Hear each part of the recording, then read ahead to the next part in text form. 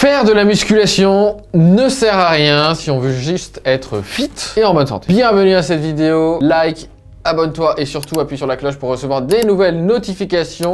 Et on démarre sur le thème du jour, être fit et en bonne santé versus musculation.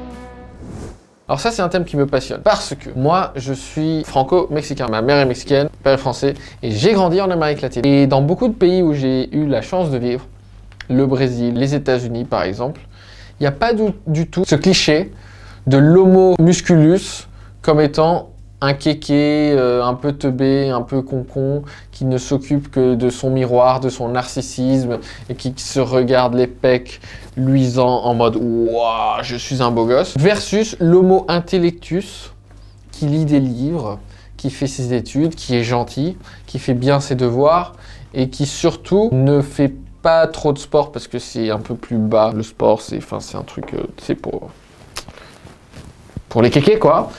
Et s'il fait du sport, il doit faire des sports col blanc, tels que le tennis, la course à pied ou le cheval. Et c'est marrant parce que c'est assez français ça. Aux États-Unis, les banquiers, les consultants, les personnes qui sont cadres, chefs d'entreprise, et au contraire qui ont de bonnes positions dans la société, font tous du sport et font tous de la musculation en salle. Au contraire, je pense qu'il y a même une inversion, c'est-à-dire que malheureusement, ce sont les classes les plus défavorisées aux États-Unis qui ont des problèmes de surpoids, hypertension, maladies cardiovasculaires et qui ont tendance à manger du fast-food tout le temps.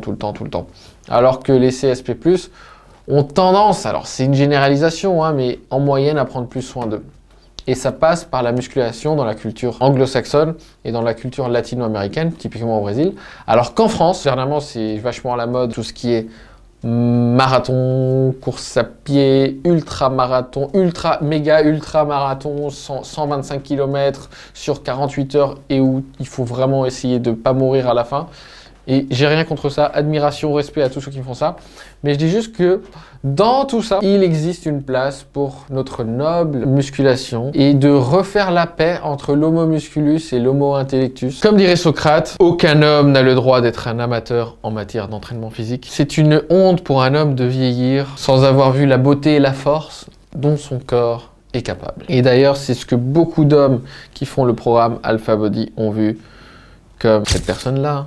Cette personne-là, Julien, Jérémy, Pascal, ils ont tous vu la beauté et la force dont leur corps était capable à 30 ans, 40 ans, 50 ans, voire même 60 ans. Alors que ce soit clair, it's on the record comme on dit, chez Alpha Body, on n'a absolument rien contre le cardio. C'est juste que j'en ai marre de voir la pauvre musculation se faire taper dessus injustement, alors qu'elle a énormément de bienfaits sur la santé. Et d'ailleurs, pour avoir accès à mon e-book gratuit sur les mensonges du fitness. Je te laisse un lien en description, on va le chercher.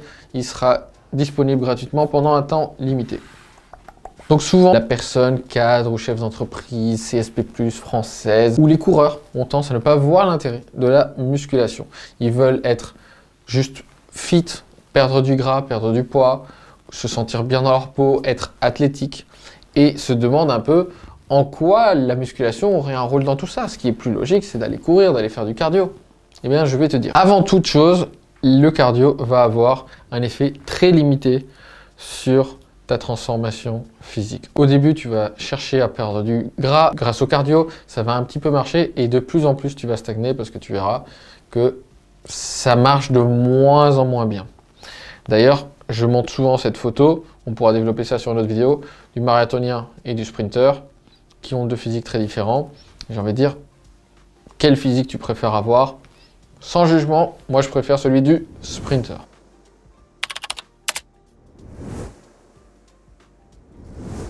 La masse musculaire a tendance à diminuer avec l'âge. En général, entre 20 et 60 ans, un homme perd 40% de sa masse musculaire, ce qui est énorme. À partir de la quarantaine, on a tendance à perdre de la masse musculaire tous les ans. Et du coup, si on ne fait rien pour ça, on devient, quand on a 60, 70, 80 ans, une version beaucoup plus fragile de soi-même. Attention, il y a une nuance entre accepter le vieillissement, être en paix avec la nature de la vie et le déclin de certaines fonctions et qu'on ne sera plus aussi athlétique qu'à 20 ans, et le fait qu'il y a un déclin qui est dû au manque d'utilisation, car ton corps est une machine à optimiser. Si tu ne lui demandes jamais de faire d'efforts physiques, tout naturellement, il va se dire, bon, bah, le muscle, il n'y en a pas besoin, on va s'en débarrasser, on va petit à petit laisser partir, et cela ne va faire qu'empirer la chose. Et une des principales causes de mortalité après 70 ans, ce sont les chutes où les personnes âgées se cassent quelque chose. On va tous, tôt ou tard, être une personne âgée. Donc, le mieux qu'on puisse faire pour se protéger, pour se prémunir de ça, c'est de développer dès aujourd'hui une masse musculaire conséquente qui te permette d'être plus mobile, plus agile, plus fort quand tu seras un peu plus senior. Alors, pour tous ceux qui seront dans ce débat encore d'homo musculus versus homo intellectus, je précise qu'il y a des études qui montrent que, loin de rendre plus con, la musculation aurait tendance à rendre plus heureux et plus intelligent. Et oui, messieurs, la musculation prévient de nombreuses maladies et dégénérescences et améliore la qualité de vie. D'autre part, quand on a des problèmes de dos, de genoux ou d'articulation, la meilleure façon de se protéger, c'est justement de muscler tout cet environnement. Si tu as mal au dos quand tu es assis trop longtemps dans ta journée, la meilleure chose que tu puisses faire, c'est pas de cesser d'utiliser ton dos et de le paralyser, c'est au contraire de muscler un dos, et cette masse musculaire va avoir un effet protecteur sur ton dos qui va être moins fragile quelque part. Bref, j'ai l'intime conviction que toute personne devrait faire de la musculation au moins 1 à 2 fois par semaine, de la même façon qu'on considère ça absolument normal de se brosser les dents, de prendre une douche et de boire de l'eau. Pour moi, ça fait vraiment partie d'un lifestyle, d'une hygiène de vie, de quelque chose que je vais faire toute ma vie. Et attention, il y a des périodes où je suis ultra occupé, j'en fais un peu moins, et je sais qu'il y en aura d'autres où j'en ferai moins. Mais je pense que 1 à 2 fois par semaine comme strict minimum, c'est vraiment important pour un équilibre, pour une santé et pour la longévité. Et si tu n'en as jamais fait et que tu te demandes comment commencer ou par où commencer, je te propose de prendre un appel avec un coach Alpha Body qui va te permettre de faire un bilan de ta situation, de répondre à tes questions si tu en as, et de voir si on démarre ensemble sur un coaching. Pour ça, je t'ai mis le lien en description. En tout cas, voilà, faites de la musculation seul, faites de la musculation entre amis, faites de la musculation en famille, mais quoi que vous fassiez, faites de la musculation une habitude hebdomadaire pour votre santé. À bientôt les alphas.